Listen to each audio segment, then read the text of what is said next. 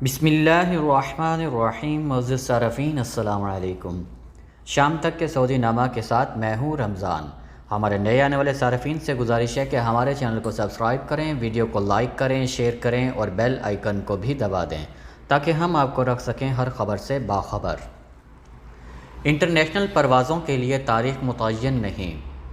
سعودی عرب کی general authority civil ایوی ایشن GACA نے اکتوبر سے بین الاقوامی فلائٹس کی بحالی کی خبروں کو من گھڑت قرار دیا ہے۔ عرب نیوز کے مطابق GACA کی جانب سے وضاحت کی گئی ہے کہ افواہوں پر کان نہ دھریں، ایسا کوئی سرکولر جاری نہیں کیا گیا۔ گزشتہ ہفتوں سے سوشل میڈیا پر بے بنیاد اور من گھڑت خبروں کی تشہیر کی جا رہی ہے کہ سعودی عرب سے بین الاقوامی پروازوں کی بحالی اکتوبر سے ہوگی۔ GACA کے عہدیدار کے حوالہ دیتے ہوئے کہا گیا ہے کہ پروازوں کی بحالی کا فیصلہ کرونا وائرس کیسز کی تعداد سے مشروط ہے جو 3 ہندسوں پر آنا چاہیے، یعنی کیسز کی تعداد یومیہ چند سو تک محدود ہونے تک مشروط ہے۔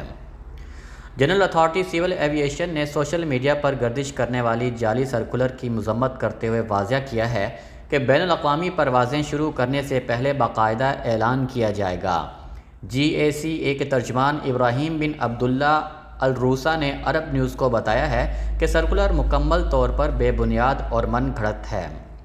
واضح رہے کہ کرونا وائرس کے پھیلاؤ کی روک تھام کی غرض سے سعودی عرب نے 15 مارچ 2020 سے بین الاقوامی پروازیں معطل کر دی تھیں، جس کے بعد 31 مئی سے اندرون ملک پروازیں مکمل SOPs کے ساتھ دوبارہ بحال کی گئی ہیں، جبکہ بین الاقوامی پروازوں کا اعلان تاحال نہیں کیا گیا۔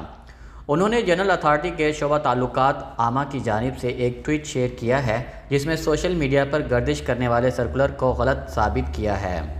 انہوں نے مزید کہا ہے کہ سول ایویشن اتھارٹی نے پہلے بھی کہا تھا کہ بین الاقوامی پروازوں کے دوبارہ شروع ہونے کی کوئی خاص تاریخ نہیں دی گئی۔ آئندہ اطلاعات تک تمام بین الاقوامی پروازیں معطل رہیں گی، تاہم انسانی امداد، ہنگامی صورتحال، طبی نقلہ کی پروازوں اور گھر واپس جانے کے خواہش مند یا کسی وجہ سے رکے ہوئے شہریوں اور غیر ملکیوں کی وطن واپسی کے لیے پروازوں کا سلسلہ جاری ہے۔ اقامہ فیس 1 برس جبکہ تجدید 3 ماہ کی، ایسی صورت میں کیا کریں؟ سعودی عرب میں کرونا وائرس کے پھیلاؤ کو روکنے کے لیے نافذ لاک ڈاؤن کے خاتمے کے بعد حالات بتدریج معمول پر آ رہے ہیں، تاہم بین الاقوامی پروازوں کی بحالی کے حوالے سے اب تک کوئی سرکاری اعلان نہیں کیا گیا۔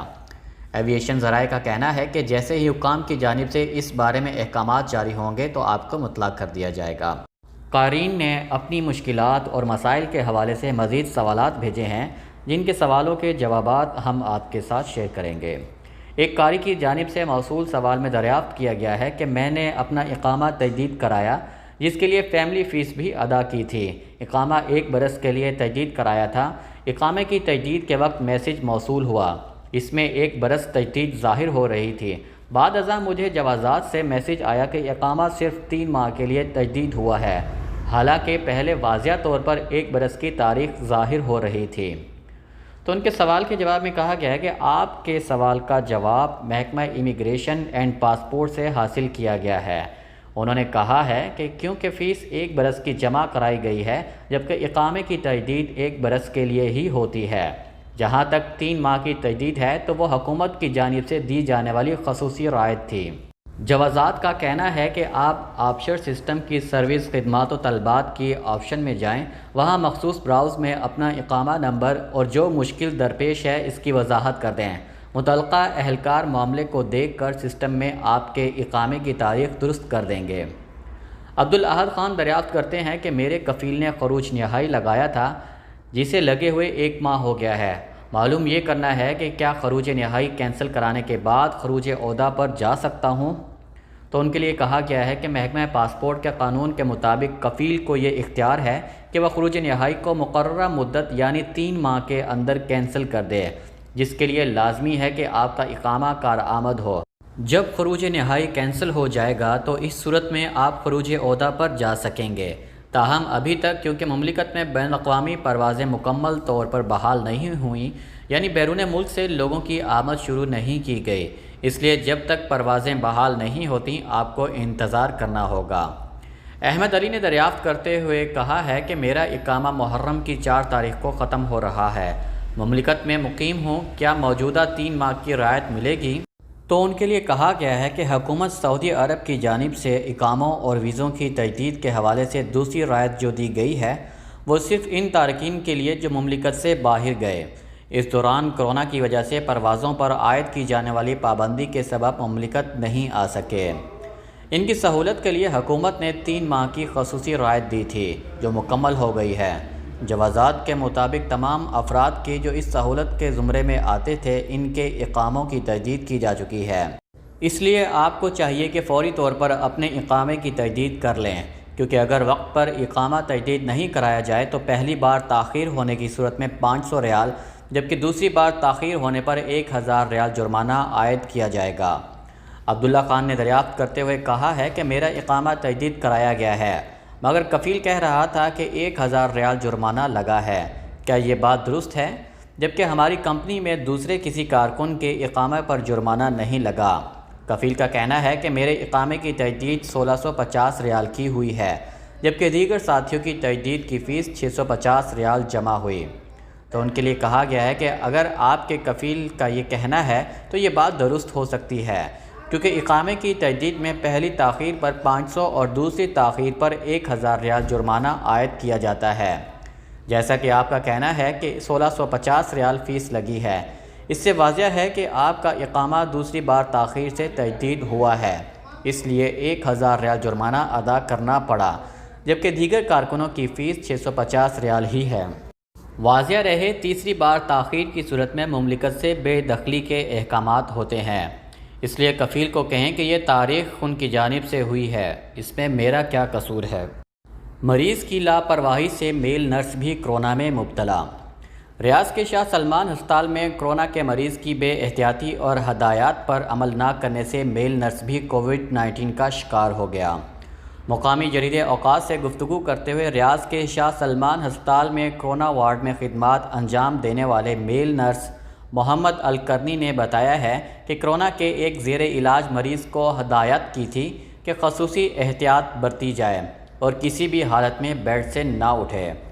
نرس نے مزید کہا، مریض کو واضح طور پر کہا تھا کہ اگر رفع حاجت کے لیے بیت الخلاء میں جانا ہو تو مدد کے لیے عملے کو طلب کرے، مگر مریض نے ہدایت پر عمل نہیں کیا اور خود ہی بیت الخلاء چلا گیا۔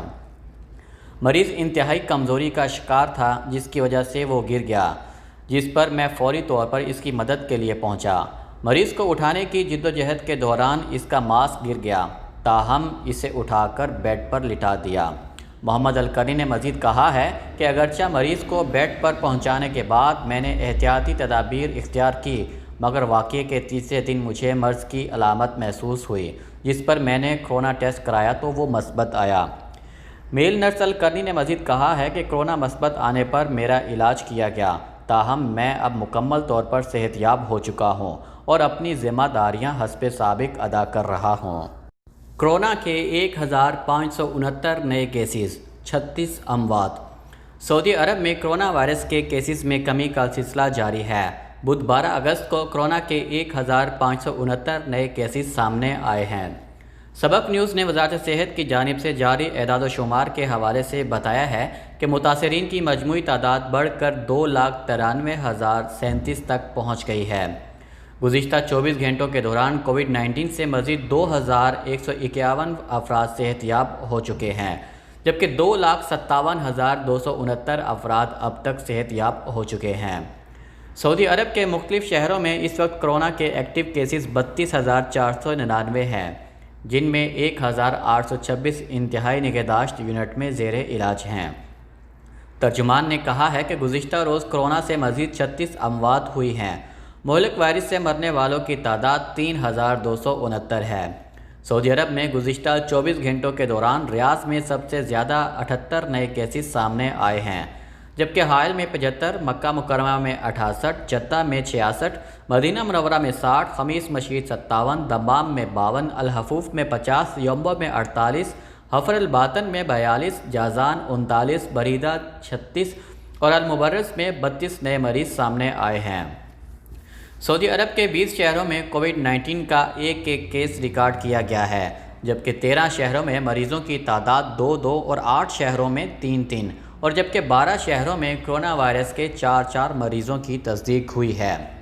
وزارت صحت نے پھر کہا ہے کہ کرونا وائرس سے بچاؤ کے لیے احتیاطی تدابیر پر سختی سے عمل کیا جائے۔ سماجی فاصلے کے اصول کو کسی بھی حالت میں فراموش نہ کریں، کیونکہ کرونا سے بچاؤ کے لیے یہ انتہائی اہم ضابطہ ہے جس پر عمل کر کے اس مرض سے محفوظ رہا جا سکتا ہے۔ شام تک کے سعودی نامہ کے ساتھ ہمیں اجازت دیجیے۔ اللہ تعالیٰ سے دعا ہے کہ اللہ تعالیٰ ہم سب کو اپنے حفظ و امان میں رکھے۔ اللہ تعالیٰ ہم سب کا حامی و ناصر ہو۔ آپ سب لوگوں کے قیمتی وقت کا بہت بہت شکریہ۔ السلام علیکم ورحمۃ اللہ وبرکاتہ۔